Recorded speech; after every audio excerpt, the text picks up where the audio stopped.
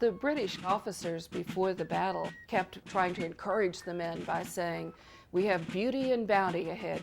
So the men of New Orleans weren't just fighting for the United States. They were fighting to protect their homes and their wives and their daughters. The Americans just had to win. Britain was then the most powerful European country. They had been fighting France. They had a well-seasoned military. They had a very large military at that time. The United States was in no shape to wage war against a country as powerful as Great Britain. They had no significant navy. They just had a handful of vessels, no large standing army. They were frontiersmen. They were Choctaw Indians. They were pirates. And here was a professional British army.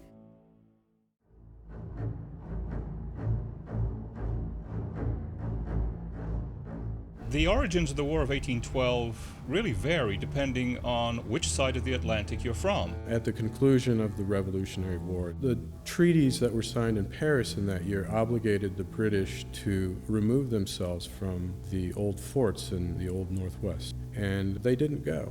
People in England see it very simply as an American land grab for Canada. During the Napoleonic Wars, Great Britain had to control the seas around Europe just to protect England. So they would board vessels and they would impress seamen. They would basically kidnap them off of ships and press them into service in the Royal Navy. From the English point of view, there was no such thing as switching your nationality. You were not a citizen of Great Britain. You were a subject of the King. The Royal Navy were stopping American ships and taking seamen from them.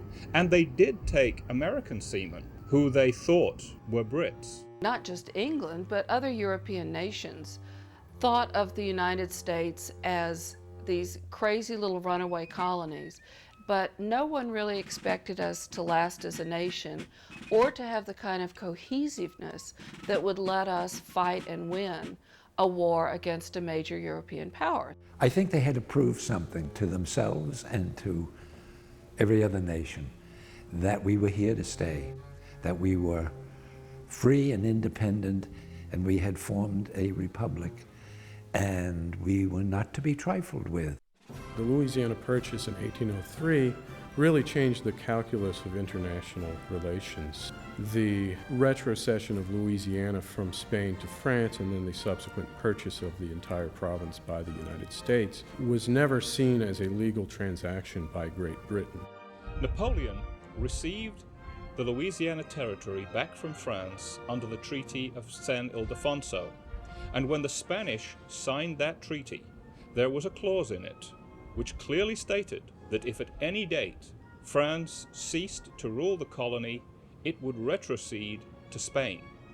Napoleon, on the other hand, was fighting a war in Europe for which he needed money. And so he got rid of the problem by selling the colony, so he didn't have to garrison it and annoy the Americans, and the Americans gave him lots of money with which to fight his wars in Europe.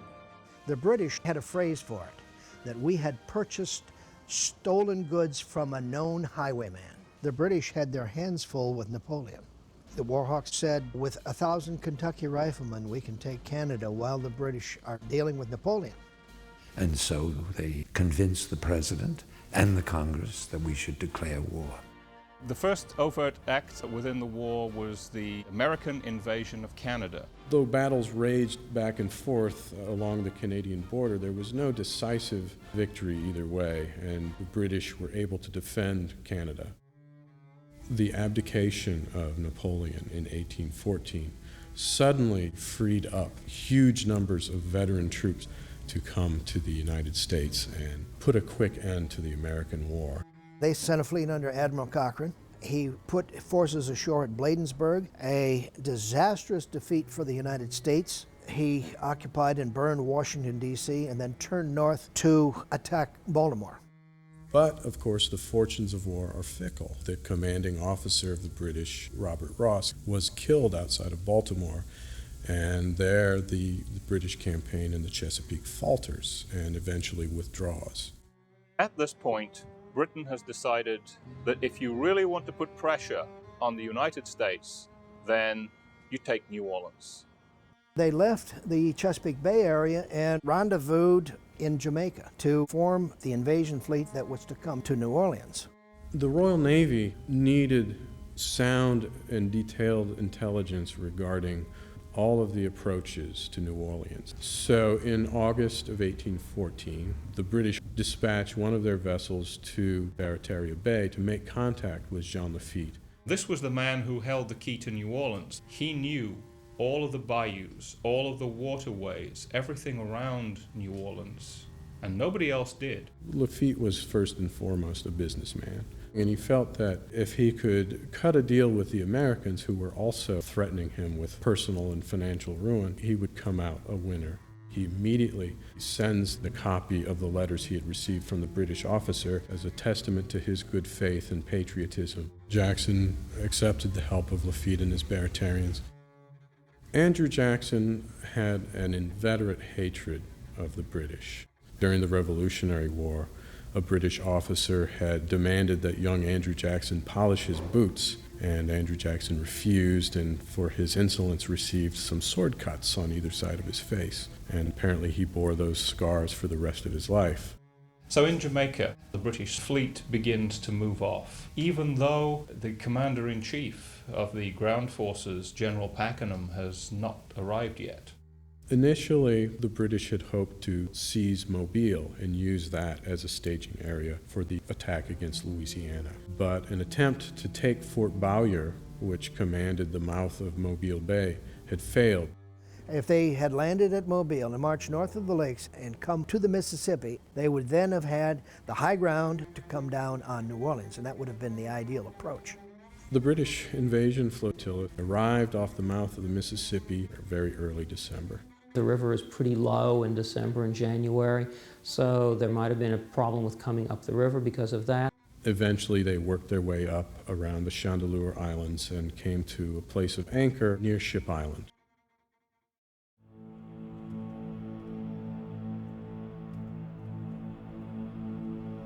The first Battle of New Orleans was the Battle of Lake Borgne on December 14th. There were heavy casualties on both sides, but it was a British victory. A small number of American ships were being attacked by 35 British rowing boats. The American ships were captured, and Jackson's eyes on Lake Borgne were blinded. Jackson gives orders for all of the bayous and water approaches to New Orleans to be obstructed. The British came through Bayou Bienvenue down the Villeray Canal, which had not been blocked. They managed to sneak up on the Villeray house and capture several of General Villeray's men. But the British had been rowing all night. They were very tired, and through a moment of inattention, Gabriel Villeray is able to jump out of a window and escape and get up to New Orleans and warn Andrew Jackson that the British have landed in force and are now at Villeray's plantation. This is the occasion when Jackson said, "By the Eternal, they shall not sleep on our soil," and began to plan the night attack of the 23rd.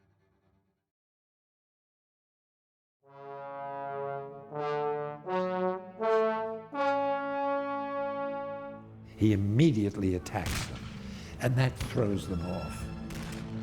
The sloop Carolina rakes the entire camp with grape shot and round shot and throws the whole place into confusion.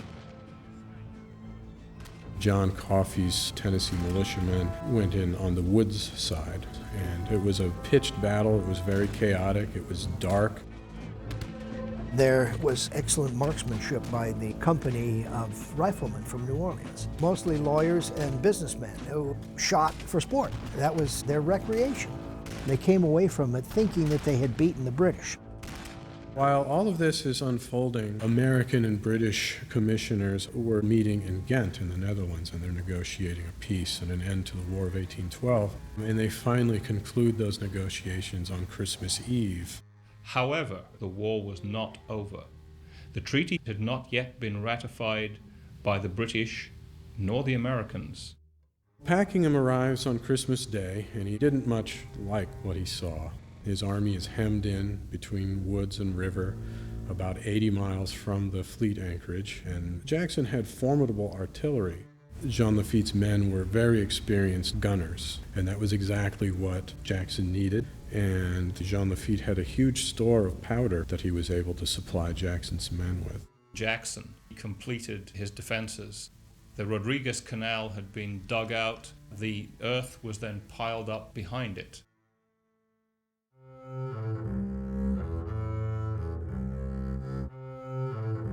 On the 28th of December, Packingham advances his entire army in a reconnaissance in force. He was stunned to find that he got relatively few casualties, that as the columns pushed forward, the American artillery didn't do as much damage as he had expected. He had discovered what he needed to know, and he sent out an order to withdraw, and they would develop an attack on a different day. Unfortunately, that was probably the worst decision that Pakenham made in the entire campaign.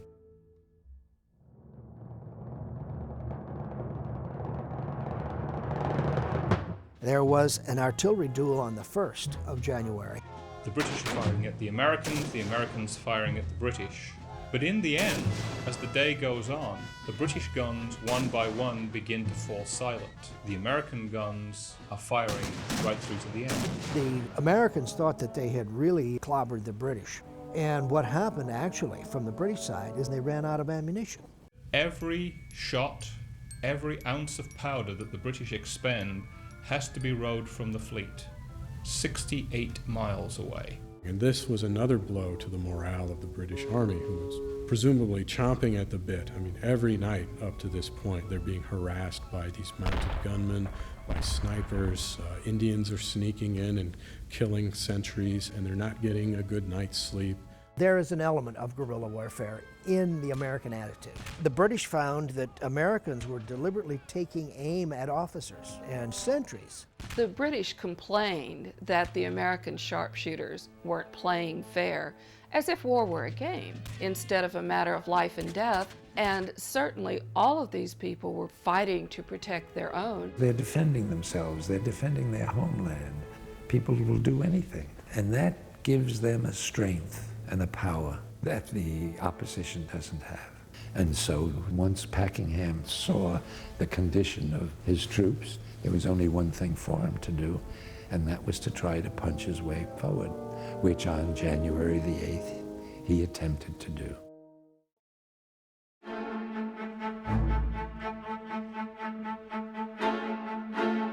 Packingham's battle plan was complicated in that many things were to happen simultaneously. He divides his army into 4 brigades. The first 2 brigades will be the main advancing attack columns, a riverside column led by Keane and a column on the wood side led by General Gibbs.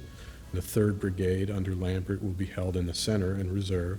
The 4th brigade under Thornton would cross on the west bank and take out the west bank batteries at first light and turn those guns, if they could be captured, on Jackson's line. And everything had to go off like clockwork in order to work. The day had dawned somewhat foggy, but the fog lifted and the approaching British army could be seen very clearly up in the American lines. A sea of red, and it would have been quite a sobering sight. But the Americans did not waver. Their batteries opened up on the approaching British columns. They kept coming. Soon they were in range of rifle and muskets, and it became a general engagement. But things began to fall apart right away. Colonel Mullins, the 44th Foot Regiment, had been tasked with the duty in the advance of Gibbs's column of carrying ladders and fascines, basically bundles of reeds and wood, whatever could be found, to bridge the way across the Rodriguez Canal and to provide a means of scaling the earthworks that were thrown up in front of Jackson's line. However, instead of checking exactly where the ladders and fascines are, Mullins merely makes inquiries, and he is told that they are to be found in the forward redoubt. But they're not there. So he begins, for some inexplicable reason, to advance without them. And so he had to send about 200 or 300 men to the rear to get them and then hurry up and bring them back. But by that time, the British attack was well underway. General Gibbs rode forward, looking at this debacle of the 44th, And the last that anybody heard of General Gibbs was him shouting, "Colonel Mullins, if you're still alive tomorrow morning, I'll see you hanging from one of these trees." He was almost immediately shot dead. Jackson had 6 ranks of musketeers and riflemen on that left flank. It's the nearest thing with the weapons of those days to a machine gun, because as one rank fired, the other rank stepped forward so that there was a continual fire. It's very much a credit to the professionalism and bravery of the British Army that they did advance under that terrific and unceasing fire. At the head of General Keene's column was Colonel Rennie with his battalion. They didn't just attack and divert some men, they got inside the American barricades where he was attacked by an American sergeant. Rennie pulled a pistol and killed the sergeant and then was almost immediately shot dead himself. General Keene, who was in command of the column closest to the river, sent part of his column, the 93rd Highlanders, to the aid of Gibbs's column. Their officer was killed. The Highlanders had to stand there in formation since they had no orders to advance or retire. This is where they gained one of their great reputations for bravery. The American batteries just slaughtered them in great numbers. Keene was himself wounded and carried off the field of battle. Buckingham saw his attack falling apart, so he did what was expected of him. He rode to the aid of Gibbs's column. His horse was hit by a volley of grape shot and he was knocked off it. His leg might have been mangled, but his staff was able to find him another horse right away, and he got back up on, and then he was felled a second time, and that time his injuries proved to be fatal. As everything began to go to hell with the rest of the British attack, Lambert got the information that General Pakenham was dead, General Gibbs was dead, General Keene was seriously wounded.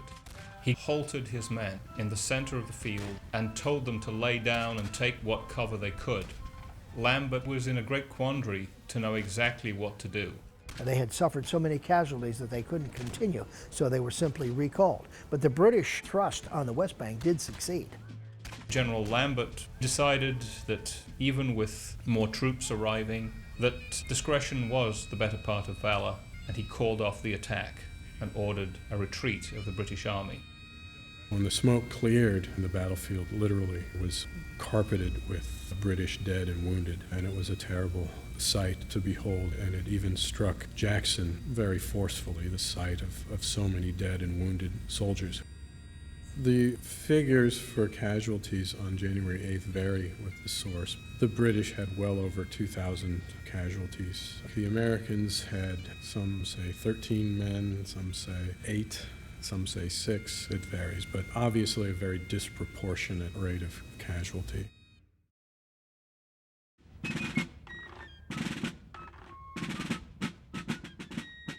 If the British had taken New Orleans, if they had moved up the Mississippi, there's no way that we could ever have moved all the way to the Pacific and have had the coast-to-coast nation we have. It was the genesis of Manifest Destiny. When we won, when that battle was so convincing, everyone started to take us seriously and to realize that fighting the United States on its home territory could not be a winning proposition. The United States was never again attacked on its home soil until 9/11, but it still was not an attempt to overrun the country and to bring the country under foreign control. In that sense, we've never been attacked again.